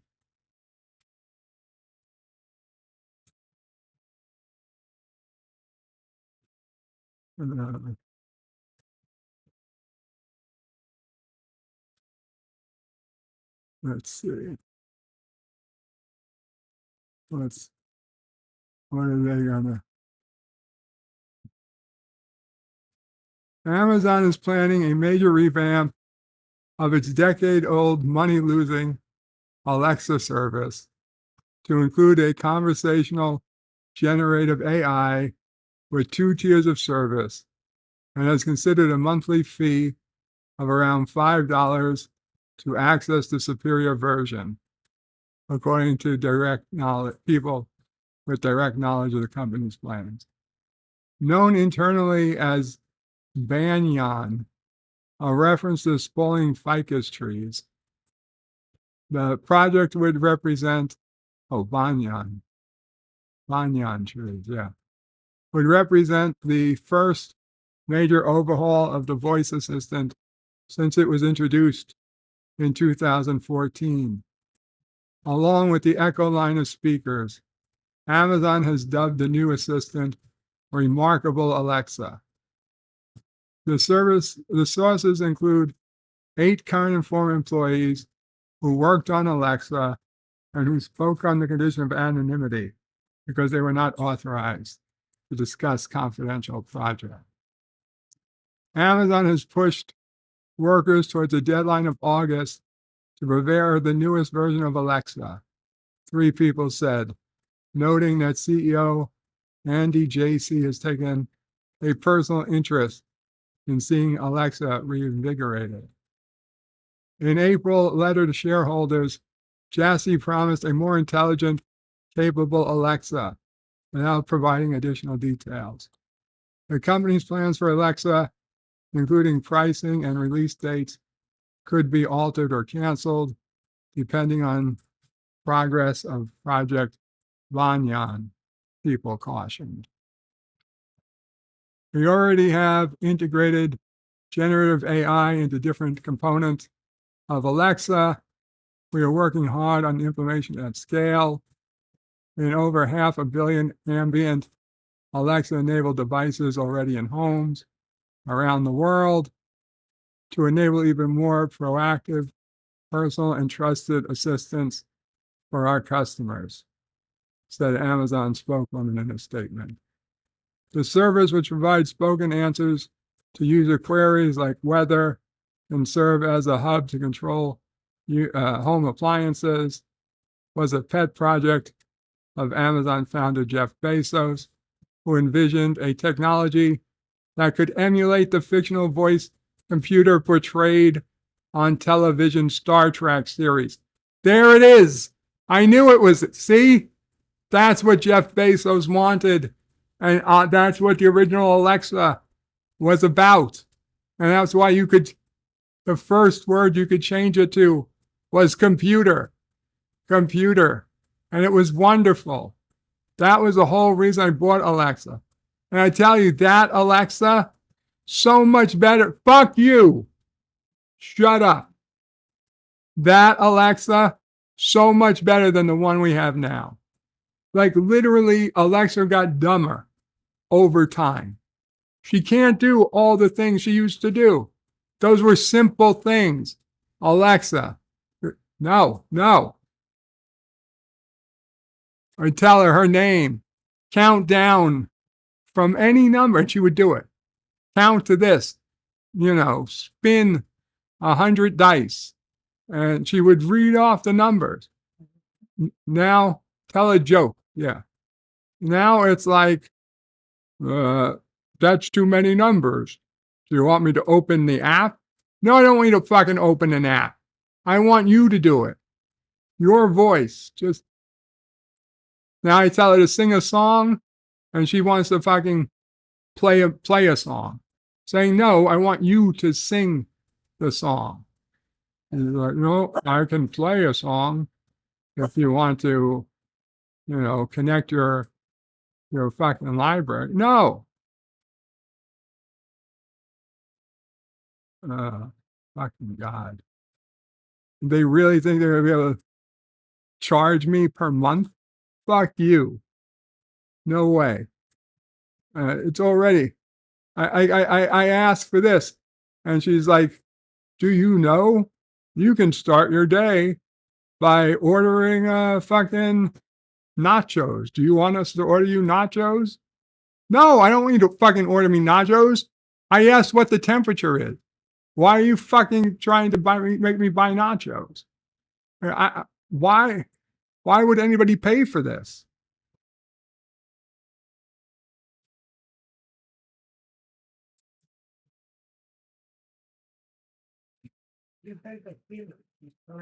Hakeem says, They only made Alexa to spy on you and steal your data. No way I'll pay for that. LDG, yeah, an Alexa rant. For Amazon, keeping up with rivals in generative AI is critical, as Google, Microsoft, and OpenAI have garnered more favorable attention for their so-called chat box that can respond almost instantaneously with full sentences to a complicated series of prompts or queries. The release of ChatGPT in late 2022 set off a frenzy of investing in AI firms, pushed chipmaker NVIDIA past Amazon and others by market capitalization, briefly becoming the world's second most valuable company. Apple, too, is pushing ahead with its own AI strategy, including updating its Siri voice-activated software embedded in iPhones to include more conversational answers. Some of Amazon's employees have worked on the project, say Banyan represents a desperate attempt to revitalize the service, which has never turned a profit and was caught flat-footed amid the rise of competitive generative AI products over the past 18 months. Those people said they've been told by senior management that this year is a critical one for the service to finally demonstrate it can generate meaningful sales for Amazon.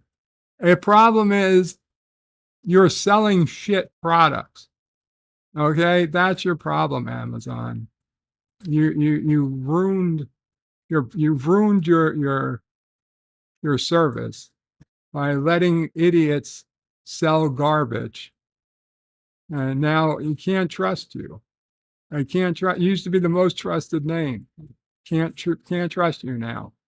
You're almost as bad as AliExpress. Accessed primarily through Amazon TVs and Echo speaker devices, Alexa is mostly for setting timers, quickly accessing weather, playing songs, or answering simple questions. Amazon's hopes for goosing sales in its e-commerce operation through the service have fallen flat, mostly because users like to see the products they are buying for easy comparison. With an embedded AI, Amazon expects Alexa customers will ask it for shopping advice, like which gloves and hats to purchase for mountain climbing. And people said similar to text-based services on its website, known as Rufus, that Amazon rolled out earlier this year. She said they've been told by senior management 2024 represents a must-win year for Alexa, which, along with Prime membership and Kindle and Fire devices, are the brands most closely associated with Amazon. But an AI-powered version of the service demonstrated in September has yet to be released to the broader public, while competitors have pushed multiple updates to their chatbots.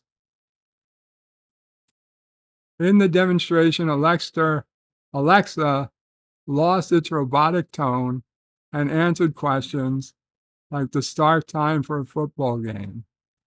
You can now have a near human-like conversation, promised Dave Limp, Amazon's hardware chief at the time, who has since left the company.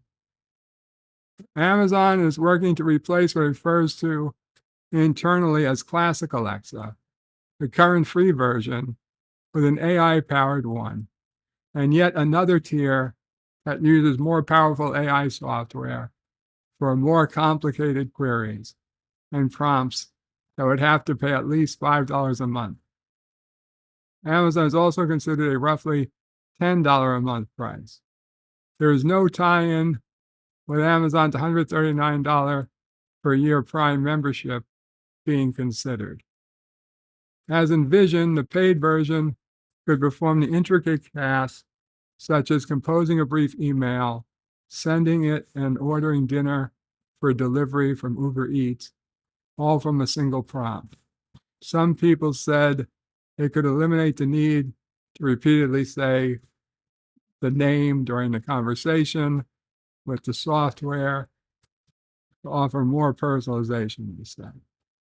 But people said they struggled to see why customers would be willing to pay for a service, even a revamped one, that's offered for free today. Yeah. No effing way. No effing way. Yeah, the poor astronauts are still stuck up there.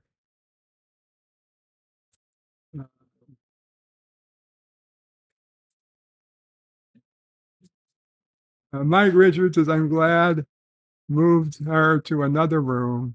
She would have been triggered 100 times by now. Yeah. Sorry about that, Mike Richards. Yes, I'm Before afraid. you leave, give everyone a chance to wish Nephew O'Prey a happy 4th birthday this Sunday. You won't be streaming, I don't think. I don't. I might. Maybe you won't. Well, he won't be here. Yeah, he won't be here. Sunday, Sunday, Sunday. Nephew O'Prey turns 4 years old. And we're here at Deer Bop. We've got one Deer Bop, and I think I'm out. Okay. Oh. Dear glorious leader, hail Karoga. My name is Jimmy, and I'm 13 years old. My favorite superhero is Captain Karoga. I have all the comics, but I long for new tales of his adventure. Are there any lost stories about my hero? Sincerely, Jimmy Jackson Jr. Yes, Jimmy, I believe I do have one lost story about Captain Karoga. And it goes like this. There once was a Karogan orphan named Jimmy. He was 13 years old, and he really wanted to meet his favorite superhero, Captain Karoga. So Jimmy went to work in the mines and did the bestest, most greatest work he'd ever done. He was the most the fastest miner in the mines. He mined more uranium ore than anyone has ever mined before, and he did this every day, every day and every night and every afternoon that he was working. And at the end of the year, when they looked and they said, my Jimmy, you have done so much work. You are so great at it that it is time you can have anything you wish. And Jimmy said, I want to meet Captain Karoga. And they said, Jimmy, are you sure? You can have anything you wanted, Jimmy. You don't want to go to the surface. You don't want a delicious steak. Do you want, you're coming 14 years old, you might start looking at girls. Do you want? And he said, no, I want to meet Captain Kuroga. Okay, Jimmy. And so, unfortunately, Jimmy didn't understand that Captain Kuroga was not a real person, but a character in a comic book. So there wasn't even like a movie star. There was just like some random guy that was put the costume on, and we paid him minimum wage to go into the mines and say, oh, I am Captain Kuroga. And Jimmy's like, you're not Captain Kuroga. Captain Kuroga can fly. And Captain Kuroga can shoot things with his laser sight. And Captain Kuroga can crush ore in his hands, and he can crush uranium down to the point that it can set off a nuke in his hand. But he's so strong that he holds the nuke, and he can point the explosion in one direction, so it doesn't kill everybody. And he's like, well, shit, Jimmy, Captain Kuroga might be able to do that, but I'm just some hobo they hired they promised me a free meal if I give the costume back. So we made a bad choice, Jimmy. You should have asked for the steak or the women, maybe both. But well, next year, Jimmy, next year you can ask again.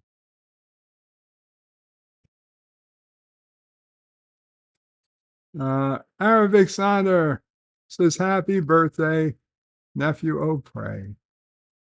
Birthday. Thank you so much, Arabic Sander. Got birthday cake and other emotional emojis. And LDG is going num num num on the birthday cake. Anyway, guys, I think we will call it a day here. Thank you all so much for hanging out. I appreciate it. I'll talk to you soon, I guess. I hope to be around this weekend. Kapla all, bird out.